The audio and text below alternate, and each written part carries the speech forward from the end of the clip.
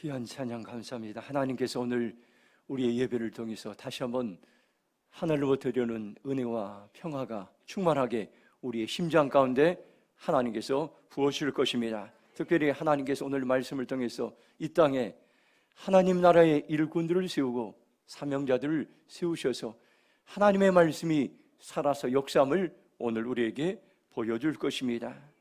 제가 얼마 전에 나라와 민족을 위한 365일 기도 느헤미야 프로젝트 영상을 보면서 감동이 되는 그러한 시간이 있었습니다. 20일 기도 제목이 하나님의 죄로 백성을 이롭게 하는 지도자를 주옵소서라는 제목으로 우리가 기도했습니다. 육태영 박사의 이야기가 나왔습니다. 우리나라를 가난에서 벗어나게 한 새마을 운동을 실질적으로 지휘한 사람은 유태영 박사였습니다. 그는 나라를 살리기 위해서 덴마크를 비롯한 유럽의 각국 농촌 정책을 연구했습니다. 그리고 이스라엘의 히브리 대학에서 동양인 최초로 박사 학위까지 받으며 농촌 계몽 운동에 주력했습니다. 이를 토대로 그는 귀국하여서 우리나라 새마을 운동을 본격적으로 추진하며 농촌을 살리는 일에 혼신의 힘을 다했습니다. 지극히 가난했던 대한민국을 위해 하나님께서는 한 청년에게 조국을 사랑하는 뜨거운 마음을 주셨습니다. 그리고 모든 길들을 열어주셔서 나라의 발전을 도모하게 하셨습니다. 그는 고학으로 대학을 졸업한 후에 국가를 위해서 내가 무엇을 할 수 있을까 고민을 하다가 덴마크 국왕 프레드릭 9세에게 직접 편지를 써서 덴마크에서 공부할 수 있는 기회를 얻었습니다. 그리고 그는 10년 동안 세계 각국을 돌아다니면서 농촌 정책을 연구하고 우리나라에 돌아와서 새마을 운동을 이끄는 주역이 되었던 것입니다. 하나님은 언제나 사람들을 통해서 일하시고 계십니다. 하나님은 젊은 유태영 박사의 학문의 길을 열어주시고 선진국의 모든 학문을 배우게 하셔서 우리나라를 살릴 수 있는 부흥의 놀라운 은혜를 허락하셨습니다. 하나님은 우리가 생각하지 못하는 방법으로 합심하여 선한 일을 이루어갈 때가 있습니다. 유태영 박사가 새마을 운동을 시작할 때인데 당시에 쌍용 양의 시멘트가 재고가 엄청나게 쌓여서 회사가 휘청거리는 일이 발생했습니다. 그러자 정부는 어쩔 수 없이 이 시멘트를 모조리 사들이게 되는데 이것이 새마을 운동과 결합되면서 전국에 초가집을 헐고 시멘트집을 짓는 계기가 되었습니다. 하나님은 지금도 일하고 계십니다. 하나님을 사랑하고 나라를 사랑하고 백성을 사랑하는 그러한 자들에게 길을 열어주시고 선한 영향을 끼치며 세상을 살리는 그러한 은혜를 베풀어 주십니다. 창세기 1장 28절 보면 하나님이 그들에게 복을 주시며 하나님이 그들에게 이르시되 생육하고 번성하여 땅에 충만하라. 땅을 정복하라.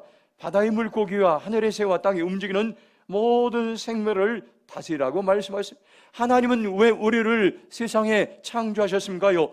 복의 근원으로 우리를 부르셨습니다. 생육하고 번성하여 땅에 충만하고 땅을 정복하고 모든 것을 다스리라는 사명을 우리에게 허락해 주셨습니다. 로마서 14장 8절 보면 우리가 살아도 주를 위해 살고 죽어도 주를 위해 죽나니 그러므로 사나 죽으나 우리가 주의 것이라고 말씀하고 있습니다. 사도 바울은 사명자로 살았습니다. 내가 살아도 하나님을 위해 살겠습니다. 내가 죽어도 하나님을 위해 죽겠습니다. 사나 죽으나 하나님의 영광을 위해 살겠습니다. 고백했던 것입니다. 오늘 우리가 살아가는 목적이 있는 것입니다. 세상 사람들은 편안하고 잘 먹고 잘 살기 위해 세상을 살아갑니다. 공부하고 직장생활하고 가정을 꾸리고 취미생활합니다. 그러나 하나님의 자녀들은 살아가는 분명한 목적이 있습니다. 내가 공부하는 목적이 무엇입니까요? 하나님이 주신 사명을 이루기 위한 것입니다. 내가 직장 생활하는 목적이 무엇입니까요? 하나님이 주신 사명을 이루기 위해서입니다. 내가 신앙 생활하는 목적이 뭡니까요? 하나님이 주신 사명을 이루기 위한 것입니다. 오늘 말씀은 하나님이 주신 사명을 어떻게 잘 이룰 수 있을까? 사도 바울을 통해서 오늘 우리에게 말씀하고 있습니다. 2장 10절 말씀 한번 같이 읽도록 하겠습니다. 에베소서 2장 10절입니다. 시작. 우리는 그가 만드신 바라 예수 안에서 선한 일을 위하여 지으심을 받은 자니 이 일은 하나님이 전에 예비하사 우리로 그 가운데 행하게 하려 하심이라. 아멘. 하나님이 저와 여러분을 창조하신 분명한 목적이 있습니다. 선한 일을 위하여 지으심을 받은 자니 이렇게 말씀하고 있습니다. 우리는 선한 일을 이루기 위해서 이 세상에 태어났는데 선한 일이란 무엇인가요? 히브리어는 터부 이렇게 합니다. 좋은 것, 선한 것, 아름다운 것을 의미합니다. 영어 성경으로는 to do good work라고 이렇게 말씀합니다. 좋은 일들을 하는 것이라 말씀합니다. 선한 일은 구체적으로 선한 행동을 말하는데 에베소서 2장에는 구체적으로 4가지 선한 일이 나오고 있습니다. 에베소서 2장 1절 보면 그는 허물과 죄로 죽었던 너희를 살리셨도다. 에베소서 2장 6절 보면 또 함께 일으키사 그리스도 예수 안에서 함께 하늘에 앉으시니. 첫째로 선한 일은 살리고 일으키는 것입니다. 사람들을 살리고 회복시키는 것. 에베소서 2장 14절 보면 그는 우리의 화평이시니라. 둘로 하나를 만드사 원수된 것 그 중간에 막힌 담을 자기 육체로 오시고. 에베소 2장 16절 보면 또 십자가로 이 둘을 한 몸으로 하나님과 화목하게 하려 하심이라. 원수된 것을 십자가로 소멸하시고. 둘째로 선한 일은 사람들 간에 화평하고 화목하게 하는 것을 선한 일이라고 여기 말씀하겠습니다. 에베소서 2장 17절 보면 또 오셔서 먼 데 있는 너희에게 평안을 전하시고 가까운 데 있는 자들에게 평안을 전하셨으니. 셋째로 선한 일은 평안을 전하는 것입니다. 에베소서 2장 21절 보면 그 안에 건물마다 서로 연결하여 주 안에서 성전이 되어가고. 에베소서 2장 22절 보면 너희도 성령 안에서 하나님이 거하실 처소가 되기 위해 그리스도 예수 안에서 함께 지어져 가니라 말씀하겠습니다. 넷째로 선한 일은 서로 연결하고 연합하고 함께 지어져 가는 것을 말합니다. 에베소서 2장에서 선한 일이란 무엇입니까요? 누군가를 살리고 함께 일어나고 서로 화목하고 평화를 전하며 서로 연합하는 일이 구체적으로 선한 일인 것입니다. 이 선한 일을 사도 바울은 자신의 사명으로 삼았고 오늘 우리가 이러한 선한 사명을 감당하기 위해서 어떻게 살아가야 될지를 영적인 처방전을 말씀하고 있습니다. 에베소서 2장 5절 말씀 함께 읽도록 하겠습니다. 허물로 죽은 우리를 그리스도와 함께 살리셨고 너희는 은혜로 구원을 받은 것이라. 아멘. 첫 번째로 예수님은 선한 일을 위하여 우리를 살리십니다. 바울은 예수님이 어떤 일을 행하셨는가 말씀하는데 죄 때문에 죽었던 우리를 그리스도와 함께 다시 살리셨고 하나님의 은혜로 구원을 받게 된 것을 선언하고 있습니다. 여기 허물로 이것은 우리의 죄와 잘못을 말합니다. 그러면 하나님은 무엇을 죄로 여기고 있습니까요? 에베소서 2장 2절 보면 그때 너희는 그 가운데 행하여 이 세상 풍조를 따르고 공중의 권세 잡은 자를 따랐으니 곧 지금 불순종의 아들들 가운데 역사하는 영이라. 죄는 무엇입니까요? 하나님의 말씀을 따라 살지 않고 이 세상의 풍조를 따라가는 것입니다. 세상의 유행과 문화와 사상과 이념과 철학을 따라가는 것입니다. 죄는 무엇입니까요? 공중의 권세를 잡은 자 마귀를 따라서 말씀에 불순종하며 살아가는 것입니다. 에베소서 2장 3절 보면 전에는 우리도 다 그 가운데 우리의 욕심을 따라 지내며 육체와 마음이 원하는 것을 하여 다른 이들과 같이 본질상 진노의 자녀였다 이런 말씀을. 하나님 무엇을 죄라고 말씀합니까요? 육체의 욕심을 따라 사는 것입니다. 육신의 정욕대로 육신과 마음이 원하는 대로 사는 것입니다. 그러면 죄 때문에 죽었던 우리가 어떻게 하면 다시 살아날 수 있습니까요? 바로 하나님의 긍휼이라고 말씀하고 있습니다. 에베소 2장 4절 보면 긍휼이 풍성하신 하나님이 우리를 사랑하신 그 큰 사랑을 인하여 말씀하고 있습니다. 긍휼은 무엇입니까요? 마땅히 받아야 될 것, 심판과 죽음을 받지 않게 하는 것입니다. 하나님은 어떤 하나님입니까요? 긍휼의 하나님입니다. 하나님의 긍휼로 인해서 우리는 죄로 인한 심판과 죽음으로부터 다시 살아났던 것입니다. 하나님은 우리나라를 사랑하셔서 엄청난 많은 긍휼을 베풀으셨습니다. 우리나라는 세계에서 가장 가난하고 아무것도 내세울 수 없는 나라였습니다. 아프리카보다 못 살던 나라였습니다. 강대국의 원조를 받고 살았던 나라였습니다. 일제의 36년간 식민지 생활과 6.25 전쟁으로 우리나라는 완전히 황폐화되었습니다. 잿더미 위에 앉은 나라였어요. 그런데 어떻게 세계를 섬기는 코리아가 되었습니까? 어떻게 한류 문화로 세계에 영향을 주는 나라가 되었습니까? 가난하여 원조를 받던 나라가 가난한 나라를 원조하는 나라로 어떻게 됐습니까요? 대한민국을 향한 하나님의 긍휼의 마음이 있었기 때문인 것입니다. 우리나라는 선교사들의 희생과 순교가 있었으며 1884년 선교사들이 우리나라에 입국한 이래 수많은 사람들이 우리나라에 복음을 전하기 위해서 희생하고 순교했습니다. 선교사들이 묻힌 양화진 외국인 선교사 묘원에 가보면 선교사들의 비석이 있습니다. 20대의 젊은 수재들이 미국에서 캐나다에서 수많은 수재들이 한국을 살리기 위해서 선교사로 와서 그분들이 희생하고 헌신하고 순교했습니다. 선교사 묘원에는 1살, 2살 된 아이들의 묘비도 많이 있는 것을 봅니다. 부모님을 따라왔던 아이들이 풍토병으로 이 땅에서 이제 죽어갔던 것입니다. 하나님은 순교의 피로 가득한 대한민국을 불쌍히 여기셔서 긍휼히 여기셔서 이제는 세계를 섬기는 코리아로 우리를 다시 살리셨던 것입니다. 오늘 저와 여러분들 무엇이 필요합니까요? 오늘 우리에게 절대적으로 필요한 것은 하나님의 긍휼인 것입니다. 그러면 죄 때문에 죽었던 우리를 어떻게 다시 살아날 수 있습니까요? 하나님의 사랑입니다. 에베소서 2장 4절 보면 하나님이 우리를 사랑하신 그 큰 사랑을 인하여 이렇게 말씀하고 있습니다. 하나님은 저와 여러분을 위해 큰 사랑을 베푸셨습니다. 하나님은 저와 여러분을 살리기 위해서 예수님을 십자가에 못 박히게 하시고 우리의 죄를 용서해 주셨습니다. 하나님의 사랑은 가장 위대한 사랑인 것입니다.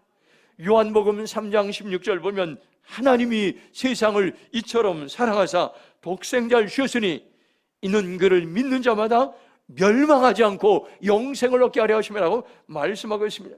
저와 여러분들이 하나님을 나의 구원자로 믿으면 어떤 일이 일어납니까요?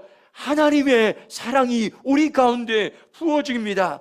영원한 사랑이 우리 가운데 임하게 되고 우리는 멸망하지 않고 영생의 삶을 살 수 있습니다.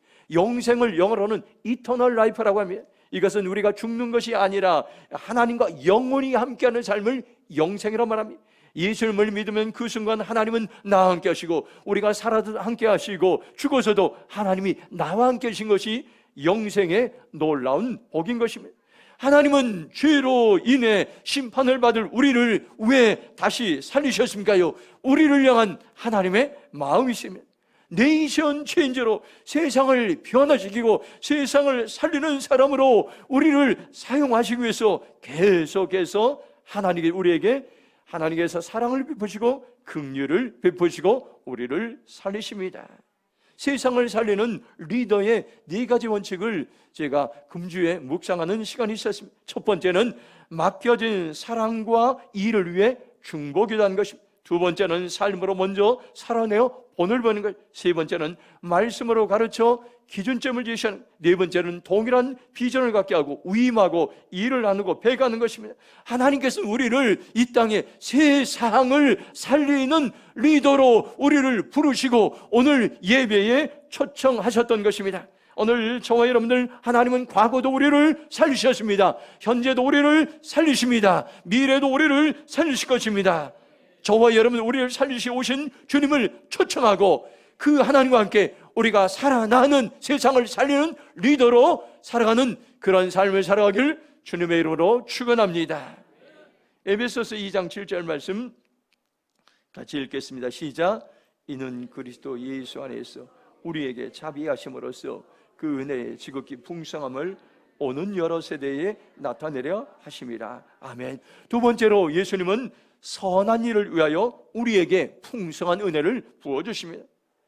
하나님은 우리에게 무슨 일을 행하셨습니까요? 예수님을 통하여 자비를 베풀으셔서 날마다 하나님의 넘치는 은혜를 우리에게 부어주십니다. 에베소 2장 7절을 세번역 성경으로 보면 그것은 하나님께서 그리스도 예수 안에서 우리에게 자비로 베푸신 그 은혜가 얼마나 풍성한가를 장차올 모든 세대에게 드러내 보이시기 위함, 장차올 모든 세대에게 하나님의 풍성한 은혜를 부어주길 원하는 것이 하나님의 마음인 것입니다. 은혜란 무엇입니까요? 받을 수 없는 중에 받는 것입니다. 조건도 자격도 되지 않는데 받는 것입니다. 우리가 여러분들 조건도 자격도 되지 않는데 하나님께 지금도 우리에게 엄청난 풍성한 은혜를 우리에게 부어주셨습니다. 지금도 여전히 현재 진행형으로 이 은혜를 우리에게 부어주십니다. 하나님의 은혜를 받기 위해서 우리가 어떻게 합니까요? 내 힘을 내려놓고, 내 지혜를 내려놓고, 내 방법을 내려놓고, 내 능력을 내려놓고, 내 힘을 빼는 것입니다. 그리고 하나님의 은혜의 보좌 앞으로 나아가는 것입니다. 감리교를 창시한 요한 웨슬리 목사님은 이런 말을 했습니다. 사람이 일하면 사람이 일할 뿐이지만 사람이 기도하면 하나님이 일하신다. 우리가 내 힘과 내 지혜와 내 방법과 내 능력이라면 우리가 일한 만큼 결실을 거둡니다. 그러나 우리가 기도할 때에 내 힘과 내 지혜와 내 방법과 내 능력을 뛰어넘어 초자연적인 하나님의 은혜가 우리에게 임하는 것입니다. 오늘 우리는 절대적으로 하나님의 은혜가 필요한 시대에 살아가고 있습니다.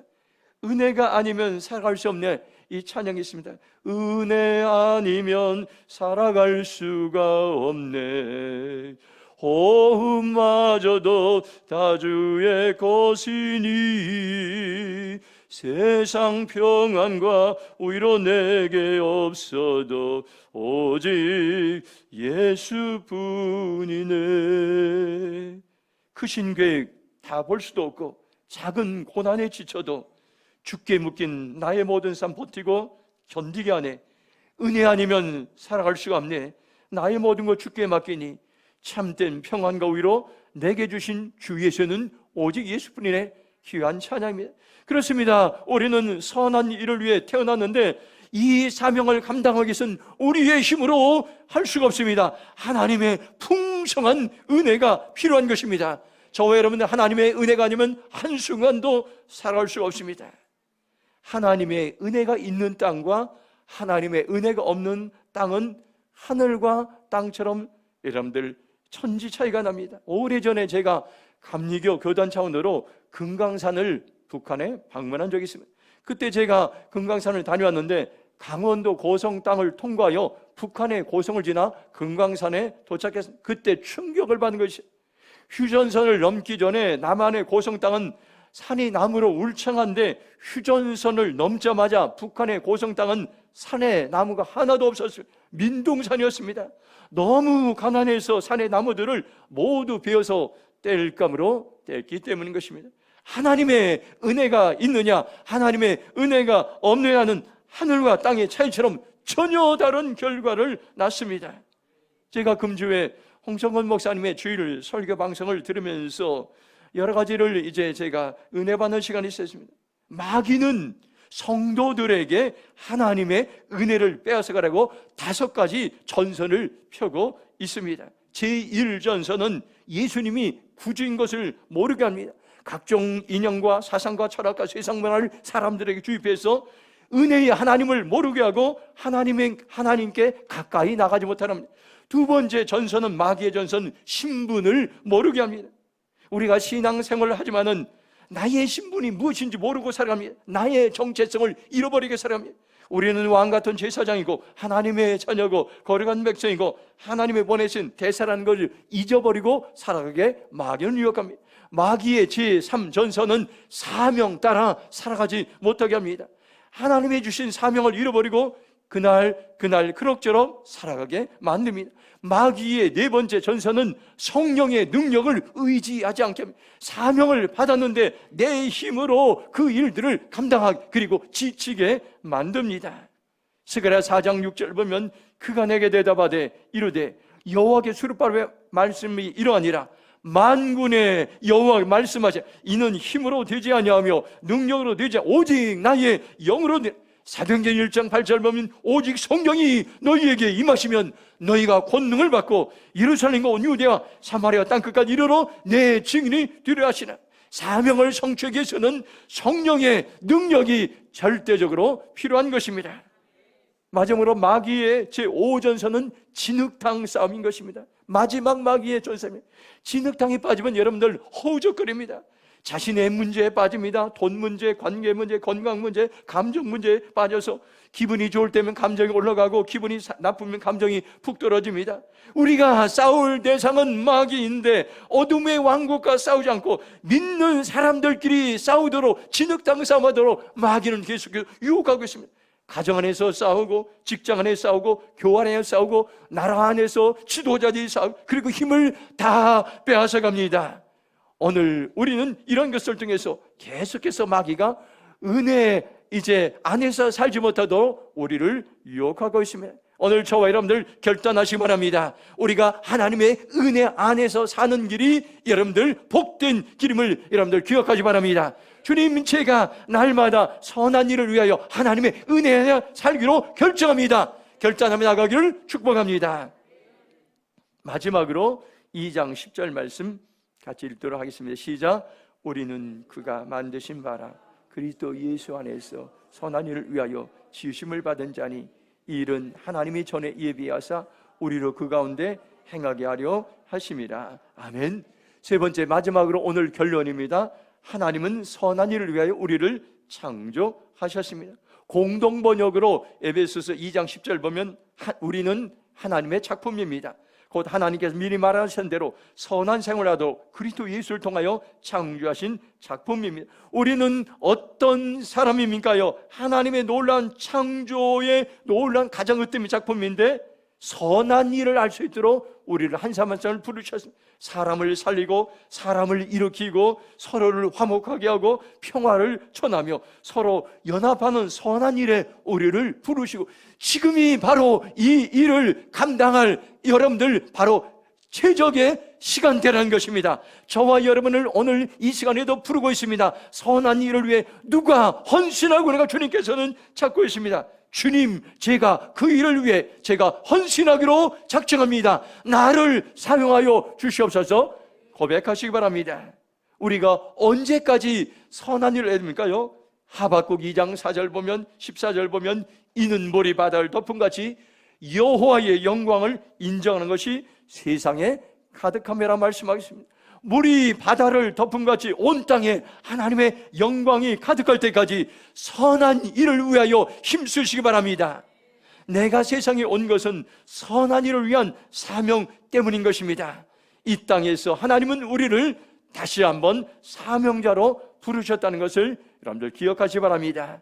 오늘 말씀을 다시 한번 여러분들 기억하시기 바랍니다. 우리는 선한 일을 위해 태어난 사람입니다. 하나님은 선한 일을 하도록 우리를 창조하셨습니다. 그 사명을 이루기 위해서 하나님은 매일매일 우리를 살리시고 회복시킵니다. 예수님은 또한 우리에게 풍성한 은혜를 우리에게 부어주십니다. 저와 여러분 이 시간 한번 선포하시기 바랍니다. 한번 세 가지를 한번 선포하겠습니다. 같이 선포하겠습니다. 시작. 나는 날마다 예수님 안에서 살아나겠습니다.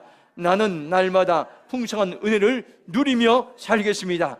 나는 날마다 선한 일을 위하여 살겠습니다. 아멘. 우리 한번 통성으로 기도하겠습니다. 하나님, 내가 이런 삶을 살기로 작정합니다. 하나님이 우리를 선한 일을 위하여 우리를 이 땅에 부르시고 사명을 주셨는데 내가 예수님 은혜에 살아나고 풍성한 일을 누리며 선한 일을 살기로 결정합니다. 성령님 도와주시옵소서. 주의 차로 통성으로 기도하며 나겠습니다. 주여, 아버지 하나님 감사합니다.